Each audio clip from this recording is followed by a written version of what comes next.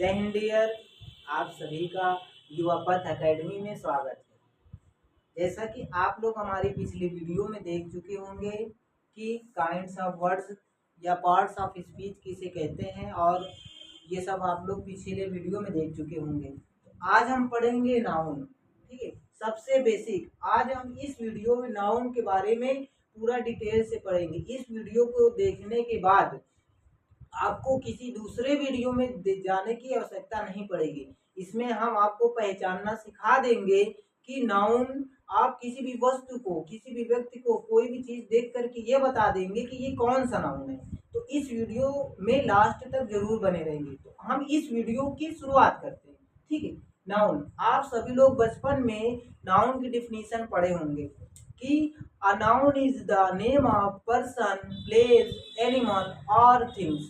मतलब किसी भी व्यक्ति का नाम हो, किसी भी वस्तु का नाम हो, किसी भी स्थान का नाम हो, उसे क्या कहते हैं? संज्ञा कहते हैं। ठीक है, तो इसको हमने बिल्कुल शॉर्ट फॉर्म में लिख दिया। Noun is a naming word. मतलब इस ब्रह्मांड में जितने भी चीजें आपको दिख रही हैं वो सभी क्या है? नाउन है। जैसे कि इस ब्रह्मांड में सबसे पहले देखो, सबसे पहले आप अपने आप को देखो कि आप क्या है? एक नाउन है। आपका कुछ नाम भी हो सकता है, नाम नहीं भी हो सकता। आप क्या है? नाउन है। आपके आसपास जो भी चीजें दिख रही हैं, आप अपने घरों में बैठे होंगे तो आपके घरों में फैन लगा होगा, ठीक है, चेयर होगी, पेन होगा, पेंसिल होगी, साइकिल होगी, मोटरसाइकिल होगी, फोर व्हीलर होगी।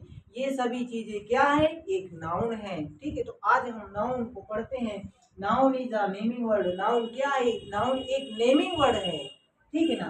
एग्जाम्पल से समझो, जैसे श्याम, प्रयागराज, कैट, पेन, ये सभी क्या है? एक नाउन है। ठीक है, आप पढ़ेंगे टाइप्स ऑफ नाउन कि नाउन कितने प्रकार के होते हैं। ठीक है, there are 5 types of noun. मतलब नाउन 5 प्रकार के होते हैं। ठीक है, 5 प्रकार के होते हैं। पहला है प्रॉपर नाउन, जिसको हम हिंदी में बोलते हैं व्यक्तिवाचक संज्ञा। दूसरा है कॉमन नाउन, जिसे हिंदी में बोलते हैं जातिवाचक संज्ञा। तीसरा है कलेक्टिव नाउन, जिसको हम बोलते हैं समूहवाचक संज्ञा। चौथा है मटेरियल नाउन, जिसको बोलते हैं पदार्थवाचक संज्ञा। पांचवा है एब्स्ट्रैक्ट नाउन, जिसको आप लोग पढ़ते हो भाववाचक संज्ञा। ये आप लोगों ने पांचों नाउन को देख लिया। ठीक है, अब इसको हम समझेंगे कि नाउन मतलब कैसे पहचानेंगे। आप किसी भी चीज को, किसी भी वक्त व्यस्त को, किसी भी शब्द को देख करके कैसे पहचानेंगे कि ये कौन सा नाउन है। ठीक है, जैसे आप लोग बेसिक एग्जांपल से समझो। जैसे इस ब्रह्मांड में, इस पृथ्वी में जब भी किसी चीज का जन्म होता है, एग्जांपल से समझो, जैसे इस ब्रह्मांड में, इस पृथ्वी में यहाँ पे किसी का जन्म हुआ। ठीक है, किसी का जन्म हुआ, जन्म होने के, जब जन्म होता है, जन्म होने के तुरंत पश्चात तो उसका नाम नहीं रखा जाता ना। जैसे यहाँ पे किसी के घर में किसी बच्चे का जन्म हुआ, ठीक है, उस बच्चे का जैसे ही जन्म होता है आप लोग नाम नहीं रखते हो। ठीक है, उसके कुछ पश्चात आप लोग उसका नाम रख देते हो। ठीक है, जब उस बच्चे का जन्म हुआ तो उस वक्त वो कौन सा नाम होगा? वो कॉमन नाउन होगा, जातिवाचक संज्ञा होगा। जब भी किसी घर में किसी बच्चे का जन्म होता है उसका नाम नहीं रखा जाता है, वो कौन सा नाउन होता है? Common noun. कुछ दिनों के बाद उस बच्चे का नाम रख दिया जाता है। जैसे उस बच्चे का नाम हम रख देते हैं मंगरू। क्या रख देते हैं? मंगरू। उस बच्चे का क्या नाम है? मंगरू। मंगरू उसको बाद में रखा गया, जब उस बच्चे का जन्म हुआ उसका नाम नहीं था, वो कॉमन नाउन के अंतर्गत आएगा। जब उस बच्चे को हम नाम रख दिए मंगरू, अब उसका नाम क्या पड़ गया? मंगरू, तो वो प्रॉपर नाउन हो जाएगा। ठीक है, अब बेसिक से समझो, जन्म नहीं हुआ था कॉमन, जन्म होने के बाद उसका नाम रख दिया गया प्रॉपर नाउन। अब ये सोचिए, जब ये मंगरू बड़ा होगा, ठीक है, ये बॉय एक बड़ा होगा, बड़ा होने के पश्चात इसके दोस्तों का ग्रुप होगा, ये स्कूल में जाएगा, अपने गांव के मोहल्ले में दोस्तों का ग्रुप बना लेगा, स्कूल जाएगा, स्कूल में ग्रुप बना लेगा, कहीं शादी अटेंड करने जाएगा, कहीं घूमने जाएगा, वहां ग्रुप बना लेगा। जब ये अपने दोस्तों का ग्रुप बना लेगा तो उसको क्या बोलेंगे? कलेक्टिव नाउन बोलेंगे। उस वक्त क्या बोलेंगे? कलेक्टिव नाउन बोलेंगे। इतना तीनों नाउन आप लोगों ने समझ लिया होगा। ठीक है, अब चौथा आता है मटेरियल नाउन। जैसे ये मंगरू बड़ा होगा, बड़ा होने के बाद इसकी कुछ ख्वाहिशें होंगी। जैसे बचपन में आप लोग अपने घरों में छोटे बच्चों को देखे होंगे कि जब वो बड़ा होता है धीरे धीरे उसको चॉकलेट चाहिए, टॉफी चाहिए।